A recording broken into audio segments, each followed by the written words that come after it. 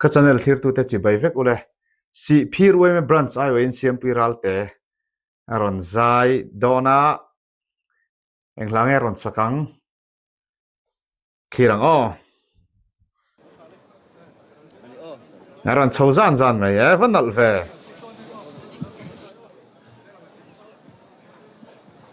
a mel hi chu fu ni na vunte hi nal ze kamo ole in zavain si peer branch YMA I o in YMA in Khawmpuiah lian chi bai ka buk vek ka cheu ka lo ve ai nga ma mai nan chi baya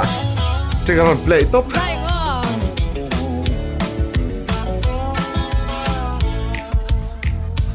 o zo rang ka nei chung a poi ber ming te hia va swan na toi ngol shi ve ro thar toi par vul lai pul shi ve ya rui the ngoai ngoai chung song in khoi la ba ram hum ha har o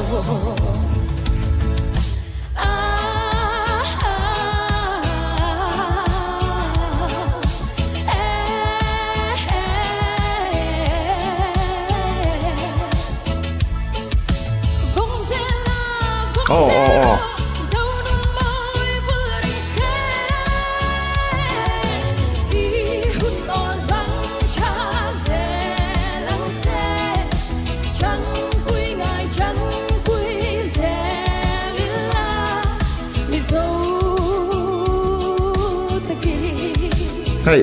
a chi bai tu te hi ani la patling pui pui tlangwal mo heta enge kan mila then khat te angin no pang te nutling enge khat tiang khan om wak lo hei a mel tra siampui ral te hi chu tin a zei boka a performance a thashim boka chu tlangwal le patling hen tlan na deu niang an chi bai sup mai nutling te ron kal tur ka ngai kal mi alo no pang te mo in siampui hi ro pui takan tiang chi khan ni lem lo ma se zu na nei ve thung ani ha oh porta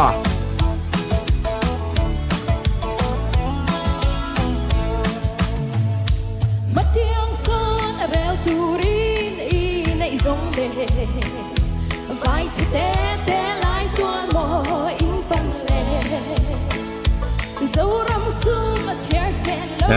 moi lam mai kan chu de kan phom ti to mang ren khop mai khoi lam ba in to da a har o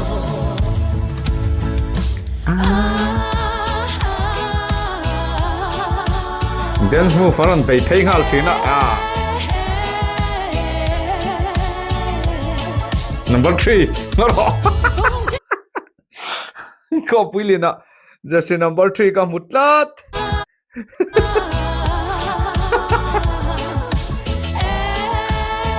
inversion di chun unmen son teu jersey number 3 achiam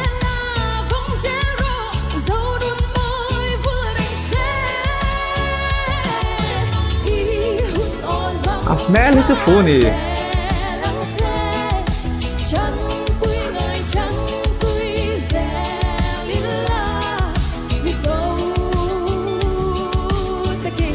si bai han tuma si bai pa pe ngai khan du sia ros adong tlat o pani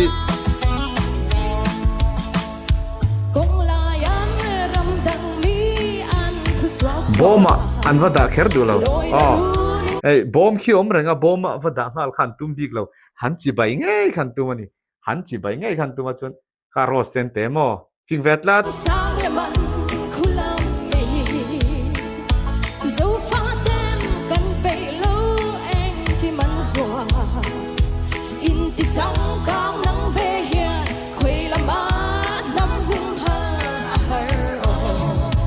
vadik am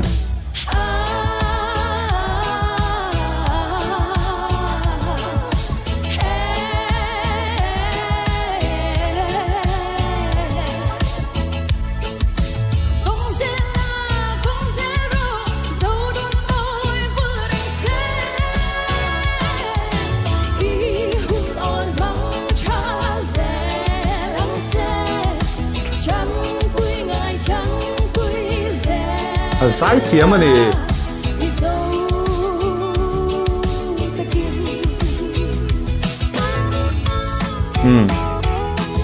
hey ama chi vai tu te khian aran hoi ma chi vai ma jun kal son lo re a chan chu nula mail thadeu mo no deu ku than dom de chu cha om ve deu ni a va thlen phei to ro ro chuan mo a ma va kal to ro ro chuan cha om ve deu ni a be bo ma gan tal kual ni chu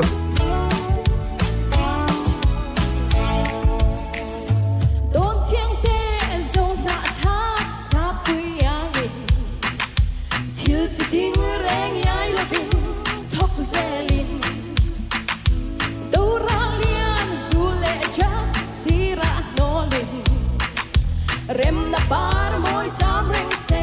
zo fa ten in to del ire a thu chu van thren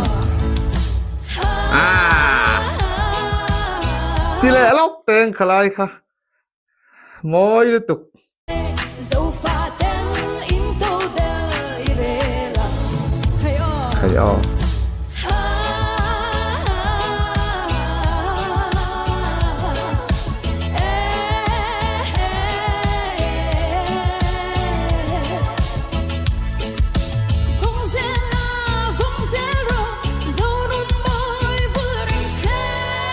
khi ngar ngar ko chen ha kian mo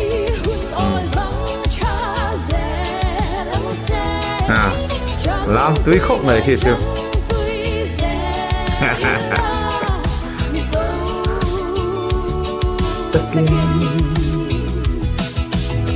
ăn núi xa ăn cello